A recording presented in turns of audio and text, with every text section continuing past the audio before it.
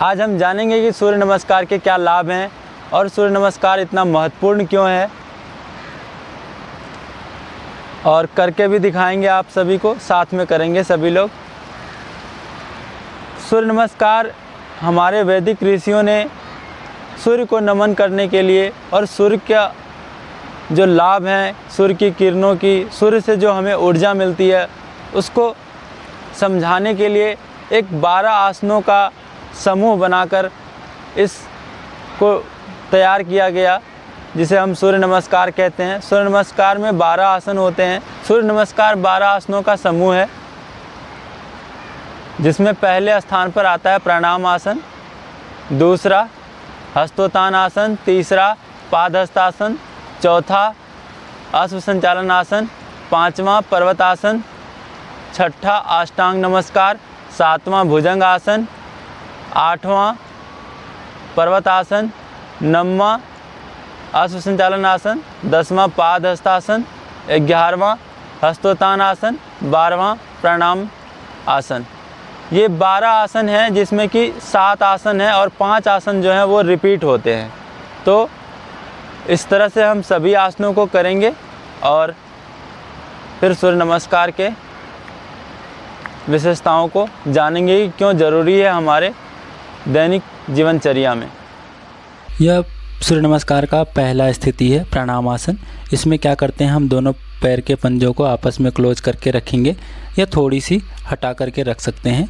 फिर श्वास को यहाँ पे नॉर्मल रखेंगे, दोनों हाथों के कोहनियों से मोड़ते हुए चेस्ट के ऊपर नमस्कार की मुद्रा में ले आएंगे। यहाँ पर मंत्र बोलेंगे, ओम मित्राय नमः।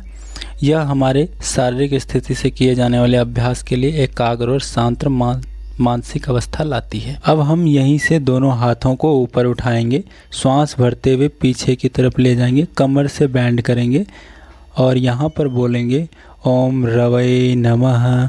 यह आसन हमारे उदर के सभी अंगों में खिंचाव पैदा करता है और पाचन में सुधार लाता है। इसमें भुजाओं और कंधों की पेशियों का व्यायाम होता है। यह मेरुदंड की तंत्रिकाओं को शक्ति प्रदान करता है तथा फेफड़ों को फैलाता है और बढ़े हुए वजन को भी कम करता है। अब यहीं से हम जाएंगे पादहस्तासन में। दोनों हाथों को आगे की तरफ लाएंगे, कमर से बैंड करते हुए आगे की तरफ जाएंगे और पूरी तरह से श्वास छोड़ते हुए अपने मस्तिष्क को घुटने से लगाएंगे और यहाँ पर बोलेंगे ओम सूर्याय नमः।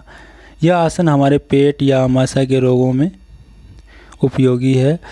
जो पेट का बढ़ा हुआ भार होता है वो उसे कम करता है, पाचन में सुधार लाता है, कब्ज भी इससे दूर होती है, रक्त संचार में सुधार होता है तथा हमारे मेरुदंड को लचीला बनाता है। अब यहीं से हम अश्व संचालन में जाएंगे। दाहिने पैर को पीछे की तरफ लेकर जाएंगे, पंजे को मैट के जितना हो सके पीछे लेके जाएंगे, पंजे पर रखते हुए पैरों को, फिर घुटने को टच करते हुए अपने पूरे शरीर को, मेरुदंड को मोड़ते हुए पीछे की तरफ ले जाएंगे श्वास भरते हुए और यहाँ पर बोलेंगे हम ओम भानवे नमः। यह आसन हमारे आमाशय के अंगों की मालिश करता है और उनकी कार्य क्षमता को बढ़ाता है तथा पैर की पेशियों को सुदृढ़ बनाता है। अब यहीं से हम बाएं पैर को भी दाएं पैर के पास ले जाएंगे और अपने नितंब को ऊपर की तरफ उठाएंगे और अपने गर्दन, सिर, मस्तिष्क को घुटने की तरफ प्रेस करेंगे, जितना हो सके संभव उतना लेके जाएंगे और जब बाएं पैर को पीछे ले जाएंगे तभी श्वास को छोड़ेंगे,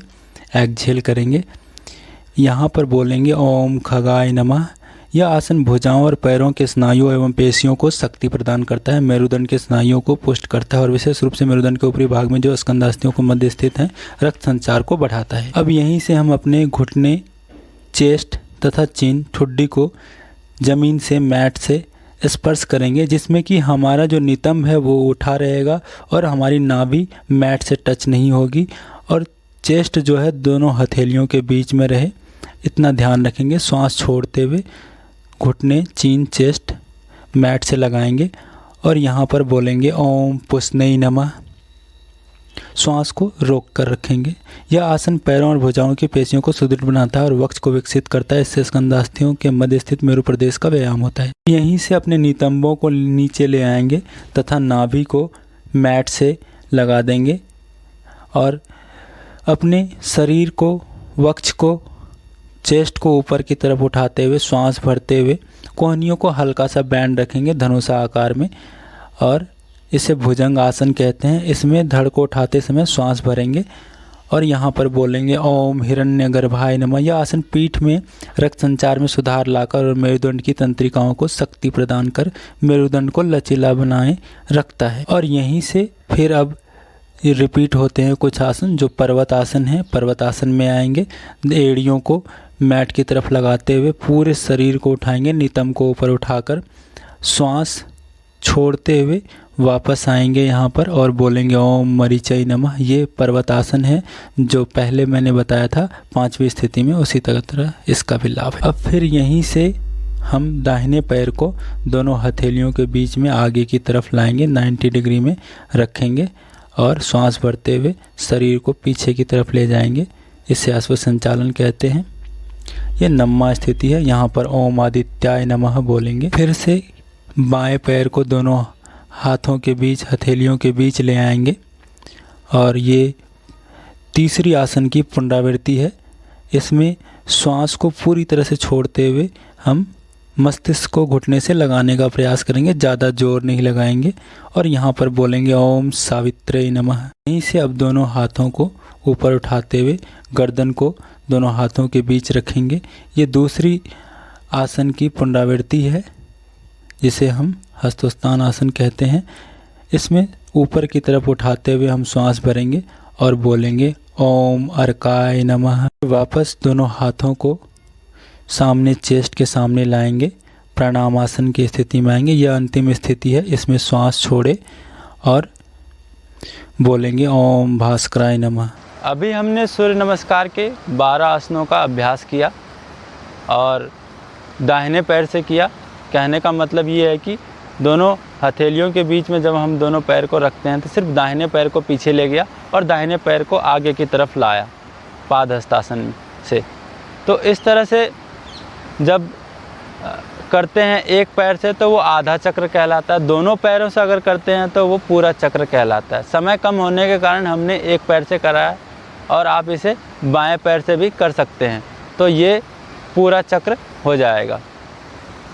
और आपने जाना कि सूर्य नमस्कार के कितने लाभ होते हैं। अगर हम इसे दैनिक जीवन में या डेली रूटीन में शामिल कर निरोग हो जाएंगे और आप स्वस्थ रहेंगे, बिल्कुल तंदुरुस्त रहेंगे। किसी भी प्रकार का रोग जल्दी आपको अटैक नहीं करेगा और आप बहुत